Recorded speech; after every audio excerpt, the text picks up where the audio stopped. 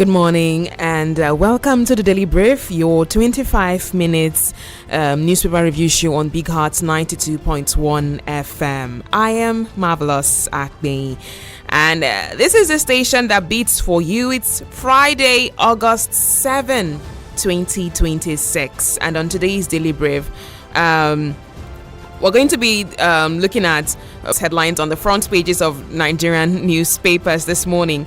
And we have several stories and some very close to home, like the report on the oil pollution of the Niger Delta. We'll also look at the story of the presidency versus the EFCC over Osun account freeze. And then we'll talk about security and then the fake agency.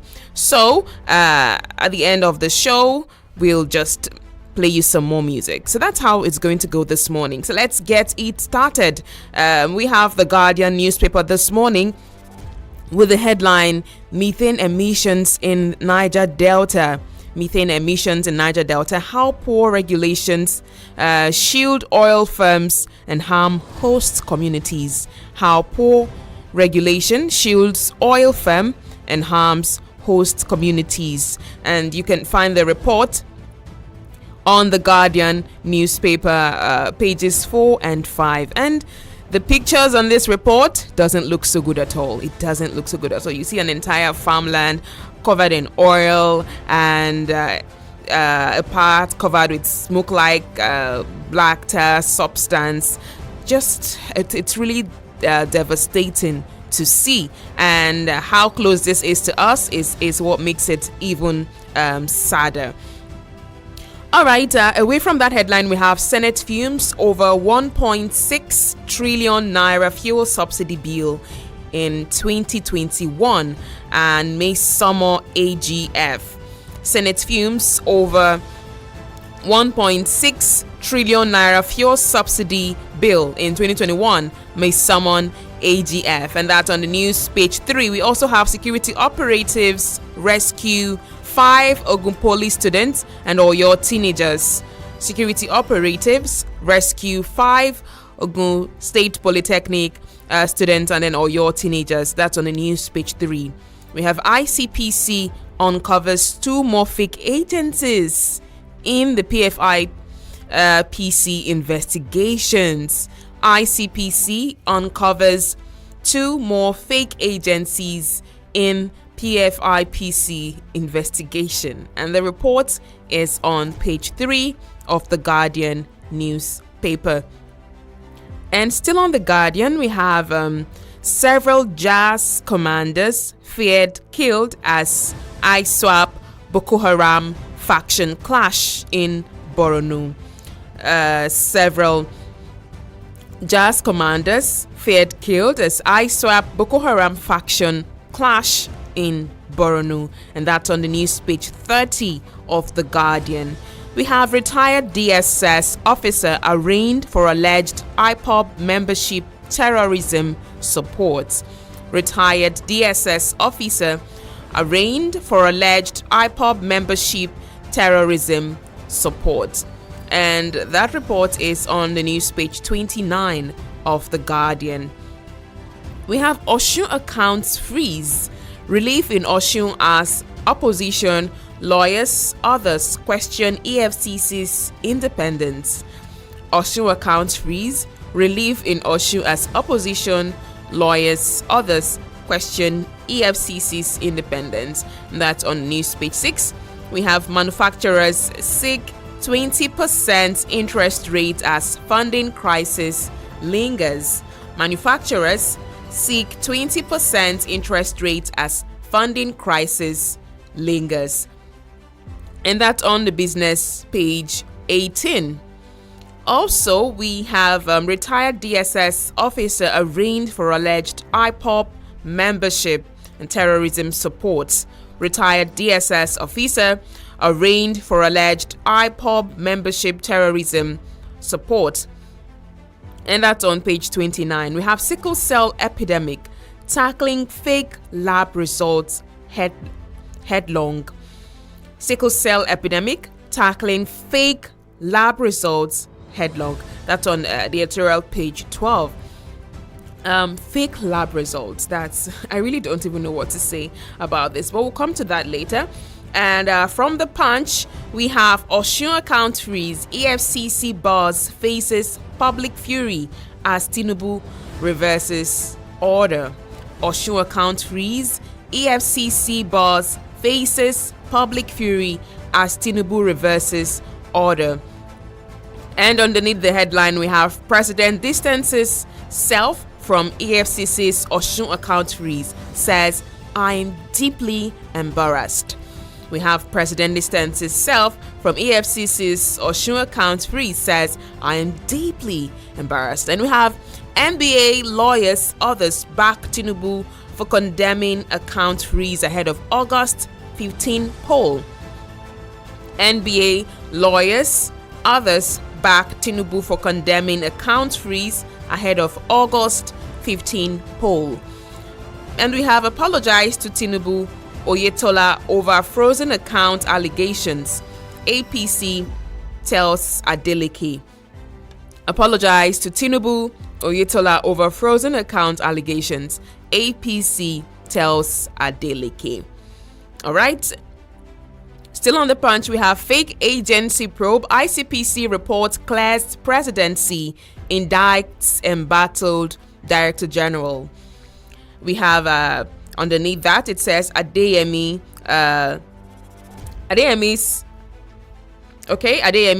Sean's reps panel insists on open hearing. Adeyemi Sean's reps panel insists on open hearing. And we also have Nwobodo counters Bonfefe over missing Atlanta 96 gold land. That's on page 30 of the Punch newspaper. And also on the Punch, we have PSC releases 50,000 new constables to police for training. The Police Service Commission, PSC, releases 50,000 new constables to police for training, and that's on page 29. We also have health crisis. Lagos short of 40,000 doctors. That's according to Sanwo-Olu says. Lagos is short of 40,000 doctors, and that's on page 6. Also, we have Tinubu mourns ex-finance minister Adeosun loses husband. Tinubu mourns as ex-finance minister Adeosun loses husband. That's on page 29 of the Punch newspaper. And that's all from the Punch. Let's move on to the Nation newspaper. On the Nation, we have President asks EFCC to vacate order freezing Osun account. President asks EFCC to vacate order freezing Osun account. And then we also have underneath that, I feel deeply embarrassed by the timing of the agency's action. And that's from President Tinubu. Okay, we have stock market surges from 30 trillion naira to 160 trillion naira. That's still on the Nation newspaper. You can find that story on the cover page, and it continues on page 3. It says stock market surges from 30 trillion naira to 160 trillion naira as Tinubu hails economic team, and then the Nigerian exchange. All right, we have SEC moves to safeguard unclaimed investments for recovery. SEC moves to safeguard unclaimed investments for recovery, and that's on page 7 of the Nation newspaper. And still on the Nation, we have nothing to fear about state police. Nothing to fear about state police. That's coming from the IG as it tells police officers nothing to fear about state police. And that's on the news page 3 of the Nation newspaper. And still on the Nation, we have Dangote reacts, US in aviation fuel supply to Europe. Dangote leads US in aviation fuel supply to Europe. That's commendable. That's on page 7 of the Nation newspaper. Don't panic over Abuja earth tremor, Alaki urges residents. When someone from a Nigerian agency says, don't panic, what do we do? Okay, don't panic over Abuja earth tremor, Alake urges residents. And that's on page 5 of the Nation newspaper.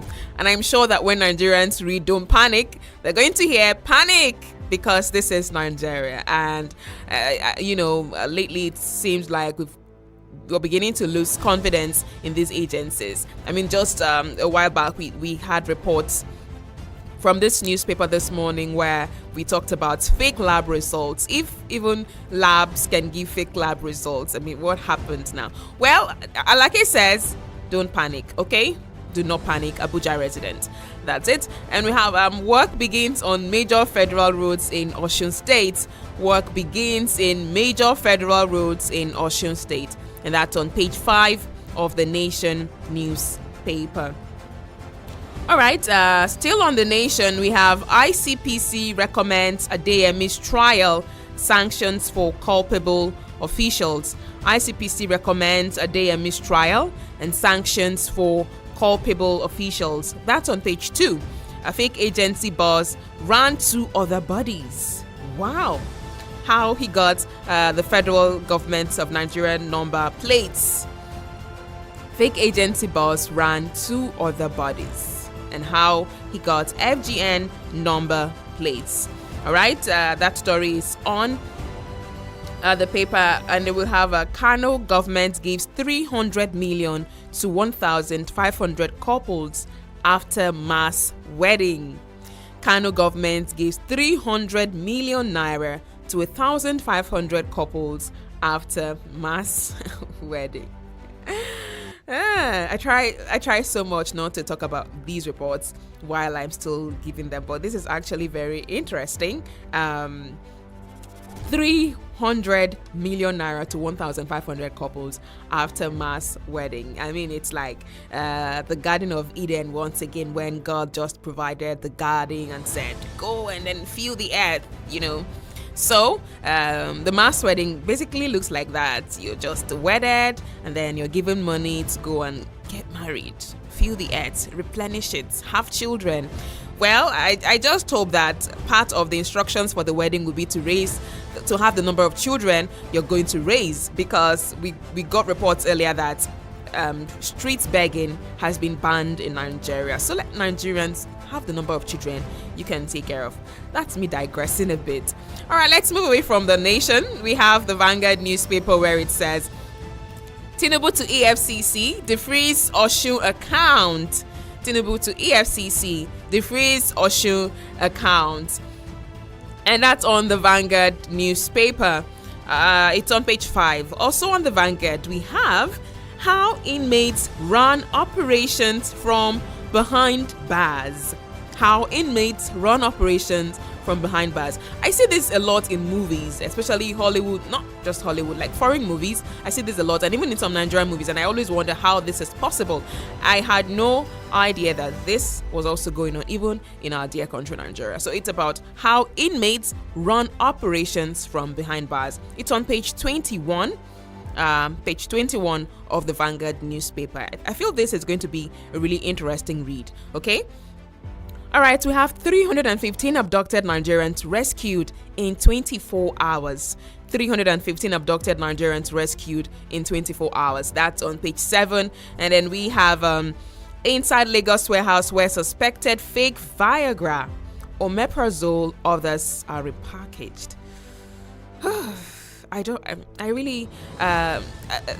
This is basically about drugs that can kill, not cure. Inside Lagos warehouse where suspected fake Viagra and omeprazole, others are repackaged. It's on page 26 of the Vanguard newspaper. You can read up more on that.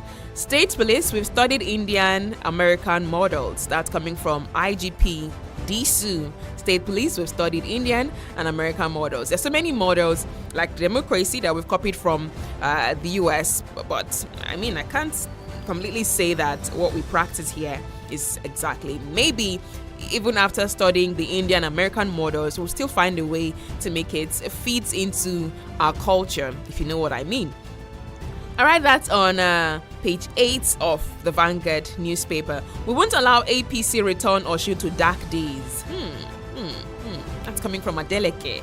Adeleke, yes. We won't allow APC return Osun to dark days because according to Adeleke right now, they're in the days of light. They have seen the light and he will not allow APC to return them to dark days. I love election season. I really love election season. That's when politicians get all poetic. They are so nice. They are frying akara. They are roasting corn. One akara woman's life is going to get changed sometime next week. And then one politician is going to tell us he's the best. He would never let us return back to suffering, or he's here to deliver us from our problems and our tribulations. Oh my God, I love election season. Okay, so and that's all we'll be taking from the Vanguard newspaper this morning. So I'll just let you know what stories I found most interesting from the papers today. And do you know that you can always let me know what's yours as well? You can just head to any of our social media pages and let me know, oh, Marvelous, this is a story that I found most interesting from the papers. But I'm still going to share mine with you. So sit right there. All right. So we'll be starting with the Osun accounts freeze, right? We've taken a couple of headlines this morning, but I particularly found the Osun accounts freeze headline really interesting. So from the Punch, it says EFCC boss is facing public outrage after the president reversed the order. And then on the Nation newspaper, it says the president asked the anti-graft agency to vacate the order immediately. And Vanguard simply leads with Tinubu to EFCC, defreeze Osun accounts, and Guardian highlights that many lawyers and the NBA and opposition parties are questioning the independence of the EFCC. So yesterday, Nigerians woke up to the report that Economic and Financial Crimes Commission, EFCC, had reportedly frozen Osun State government accounts just a few days to elections. And these were over allegations relating to financial transactions. According to them, they found some fraudulent transactions going on with the accounts. However, by Thursday evening, President Bola Tinubu reportedly directed the EFCC to immediately vacate the order, saying he was deeply embarrassed by both the timing and implications of the action. So, some important issues have been raised here. The first is the independence of the anti-corruption institution. So if it wasn't Osun State, or it wasn't before elections, and then the EFCC freezes an account, does the president, is the president supposed to just give an order to them to say, oh, unfreeze this account, oh, don't do this, or don't prosecute this person? So public confidence in these anti-corruption agencies might suffer as a result of this. And then secondly, there is also the issue of timing. The Osun governorship election is just days away, so any action affecting the finances of the state government during this period naturally attracts political interpretation, even though that maybe indeed fraudulent transactions were noticed, but it's very close to election, so it's quite sensitive, and most Nigerians would think that it is just the powers that be that's trying to affect the outcome, influence the outcome of the election. That's why this is coming up. And then also the president's intervention once again. So if agencies are truly independent, interventions like this should happen through the established channels, legal processes, rather than these executive orders or executive directives. Okay, so we also talked about the ICPC report clearing the presidency and indicting the PFIPC boss to the extent of even letting us know that he ran 2 other agencies. That's massive, if you ask me. That's massive. But let's see, when allegations like this involve public institutions, Nigerians always try to investigate, but I just wish that these things happen as fast as possible and this whole process isn't so slow, because at this point, Nigerians will tell you that some of them are already beginning to lose interest in the story. Like, just get straight to the point. Let's see the outcome. And then the oil pollution in the Niger Delta, and it's sad because I find this really sad because Nigeria is still heavily dependent on these oil productions, but then the host communities get to suffer as a result of this. It's very unfair, and it's quite touching because this is Delta State, and a couple of communities in Delta State are affected communities. I just hope that something is done about this soon, and as soon as possible. Yes, while development is good, but I think it should benefit both the economy and the people living where these natural resources are extracted. Okay, so we also talked about the 315 kidnapped Nigerians rescued within 24 hours, which is beautiful. But then, can we do something to stop the kidnap? This is what we've always, this is the position that we've always held. Okay, so that's all time would permit us to take on the show this morning. Thank you so much for being a part of the Daily Brief. It's Friday, so this is the last edition for the week, but I'll be here again on Monday at 8 a.m. to keep you updated with happenings in Nigeria and beyond.